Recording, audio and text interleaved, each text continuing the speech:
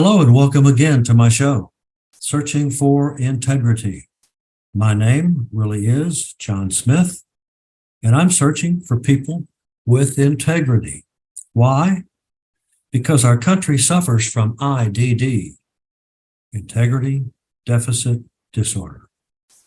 Today we have a variety of looking at items. A lot of this comes from published, and I was attracted to it right away just because of the topics and the things that they were going to do, but the things that they didn't do. So I'm going to begin on this, and I hope you're going to enjoy it. First item, Wall Street and the Fed flopped in trying to predict 2022. Persistent inflation and the market sell-off humbled investors as they look to new year. And they are looking to the new year. They're hoping they're getting a lot better than they got in 2022, but they're going to be disappointed, I feel. First sentence, almost everyone on Wall Street and in Washington got 2022 wrong. Federal Reserve expected 2021's inflation surge to be transitory. And it wasn't. Core inflation climbed to a 4-decade high this fall, nearly tripling the Fed's full year forecast. Top Wall Street analysts predicted markets would have a so-so year. They didn't. With just a few trading days in 2022, the S&P 500 is down 19% and on course for its biggest annual loss since the 2008 financial crisis. Bonds are headed for their worst year on record. The extent to which many investors, analysts, and economists were wrong-footed was left many looking at the coming year with a sense of unease. The big debates of 2023 are already underway. The Fed has signaled it expects to keep raising interest rates, and yet traders have been pricing in rate cuts. Company executives are sounding the alarm about a potential recession by economists at some banks, including Goldman Sachs, Credit Suisse, and the U.S. economy avoiding a downturn in 2023. If there is a lesson to be taken from the past 12 months, some investors and analysts say it is this: be prepared for more surprises. You think they're going to be more out to do, but you're going to be into surprises. And I'm talking to my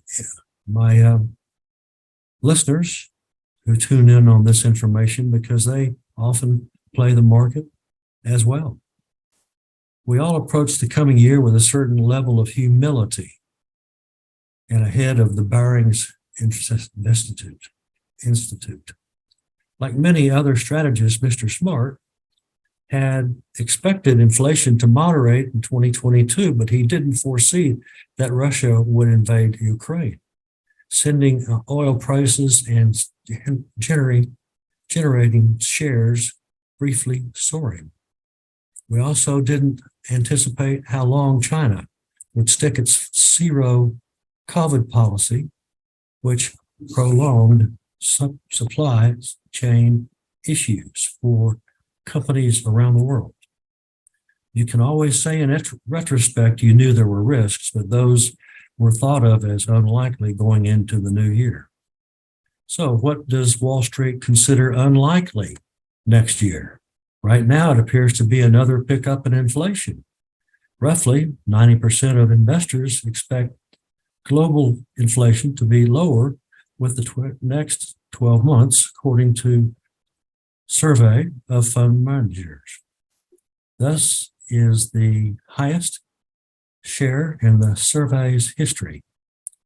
Growing confidence that inflation might have peaked as many investors getting on market reversal in 2023.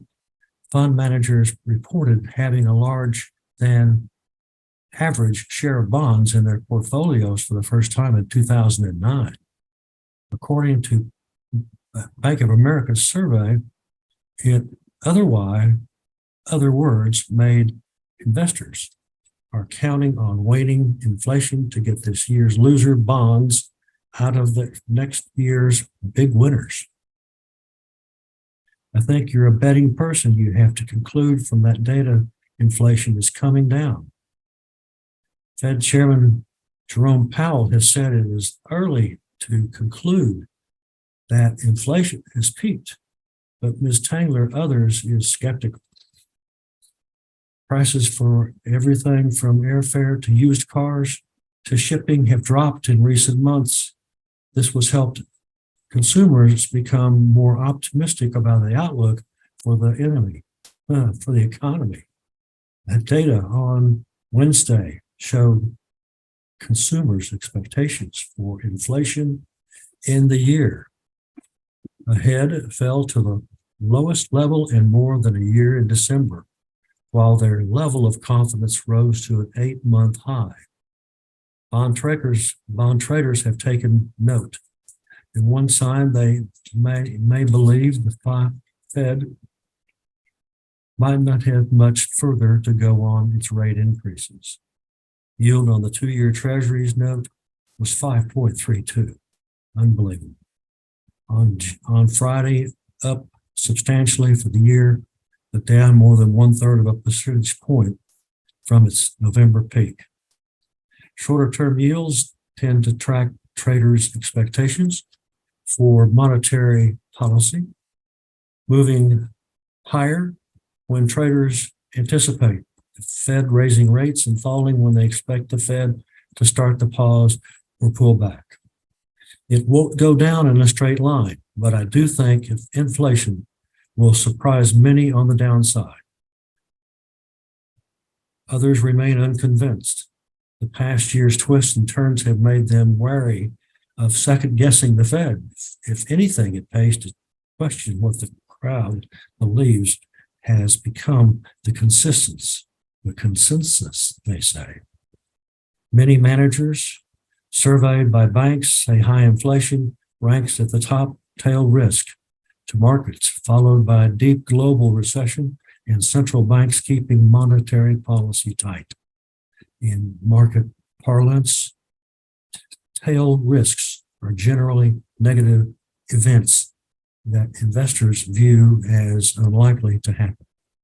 The market has continued to believe that each interest rate hike is hopefully one of the last ones, even though the Fed keeps telling markets it's not. And chief executives of asset management, I think you'll find the Fed, you do so at your own risk. Yep, never know what the Fed's going to do.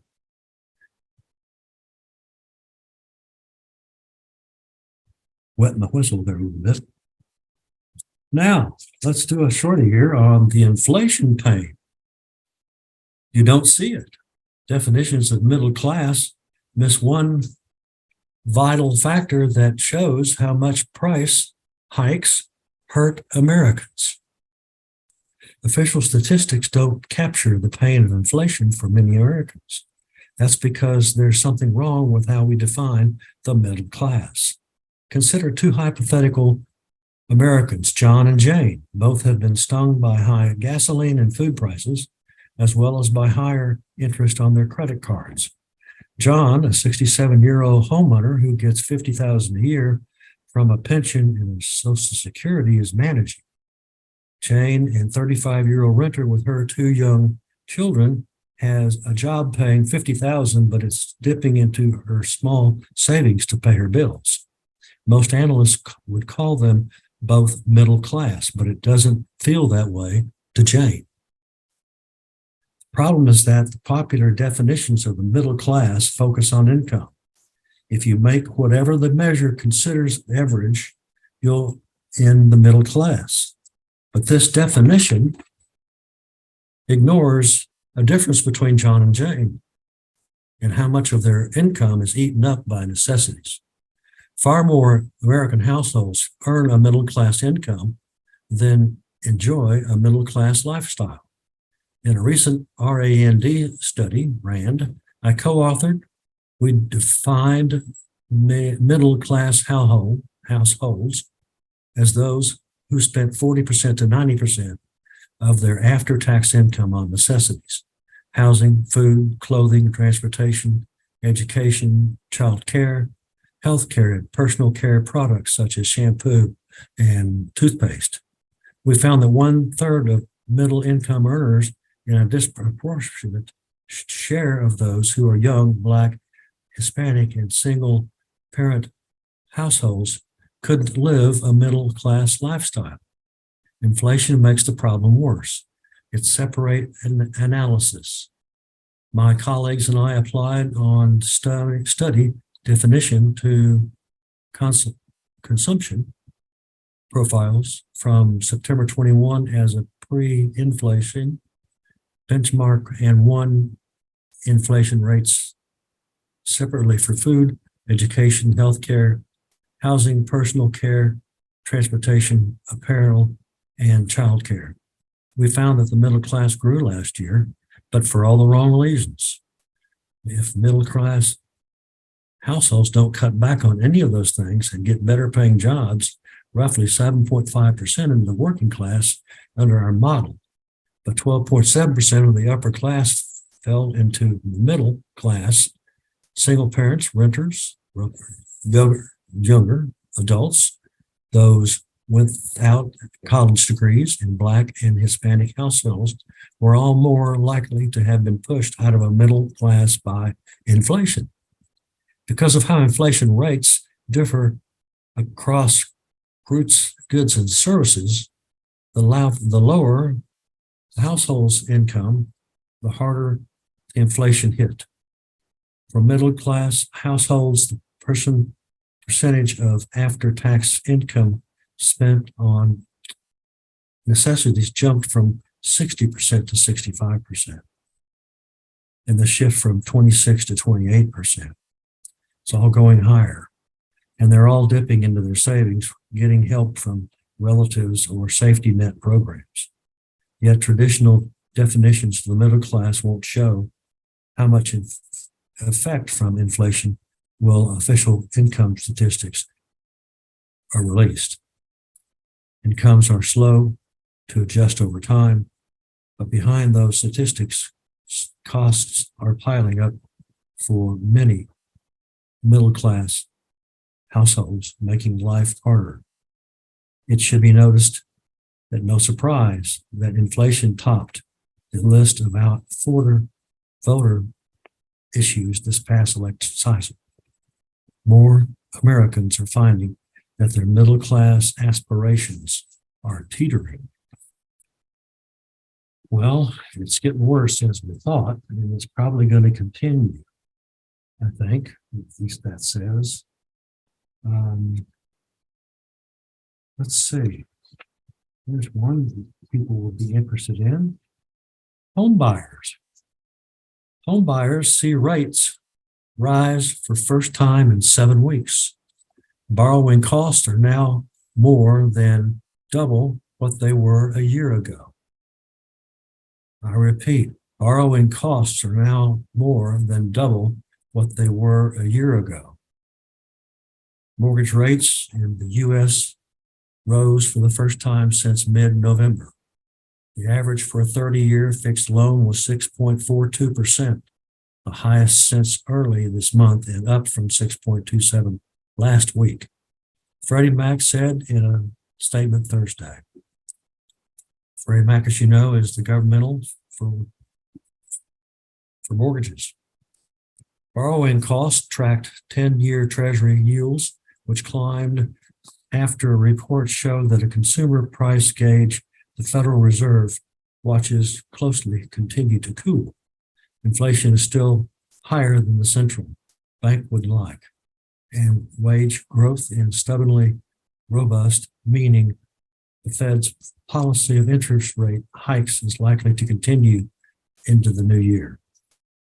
For would-be home buyers, mortgage costs are more than double than what they were a year ago, remain a significant barrier to successfully closing transactions. Head of economic research at Realtor.com. Purchases have been declining for months, and in November, contract signings slid to their second lowest pace in records, going back to 2001. That's 20 years worth. With demand slumping, sellers are reluctant to list properties. Even as new listings decline, inventory is on the rise because homes are taking longer to sell. In the 4 weeks through December 25, the number of properties on the market increased 18% from the same period a year earlier, said in a report Thursday. It was the biggest gain since at least 2015, according to the brokerage. The typical home on the market for 40 days before going under contract more than double the record low of 18 days set in May and the slowest pace since January 21. While home prices have slipped from the peak reached in June, they're still rising from year earlier levels. A double whammy for shoppers still in the hunt for something affordable. At current mortgage rates, the buyer of median-priced home would pay about $2,100 a month without taxes or insurance, roughly 60% more than last year. It's a big jump, 60%. It really is. Perish forbid that people will use their sense and not to be crazy about what they need to do and will be safe and careful is a good way to put it.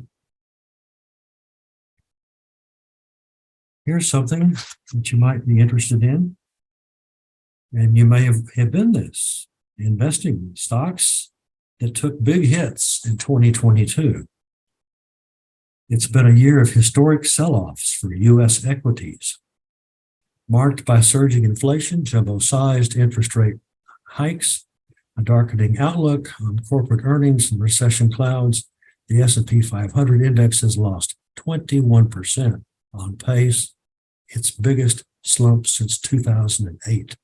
That was the credit crisis period in 2008. From crypto to former pandemic winners and so-called FANG stocks, investors had been shaken out of their profit euphoria, sometimes in the blink of an eye. For those who trod in the wrong places, the outcome has been painful.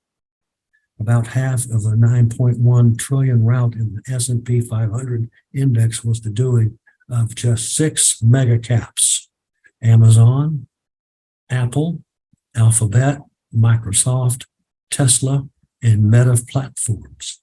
Each of these, which erased between 632 billion and 908 billion of market value. Here's a closer look at some of the most stunning stock wipeouts of 2022. Meta platforms, Coinbase Global, Carvana Company, the buy and sell Carvana, Affirm Holdings, Peloton struggles, Target Corp, Target Corp, sitting right next to Walmart.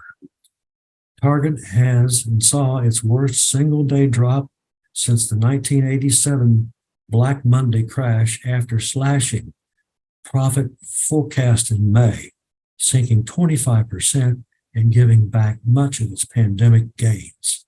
The stock has failed to recover since, and with a year-to-date slide of 37%, is now on course for the biggest annual decline since Bloomberg records began in 1980. Well, I think I will not read any more of that, because you can see how stocks have already diving diving below, and we'll see that again. I'm certain of it. I've been seeing it. It's something that is going to be, you got to be careful. I just can't say enough. And if you need to buy bonds, buy some bonds. There are treasury bonds that are good bonds, inflation bonds that you can buy. But most people are doing that. They're wise, and I know a good deal of people are still saying, "Hey, I know what I'm doing. I'll be fine to buy some stocks. Don't worry about it." And you get to the end of the year, you say, "Hey, I've only got 1/3 to 1/2 of what I started out with. What's happened?" Well, I want to thank my listeners to find you guys, unless you come back and do this coming week for our next show on Thursday. Thank you again, listeners, for tuning in to Searching for Integrity. So long, and happy trails to all.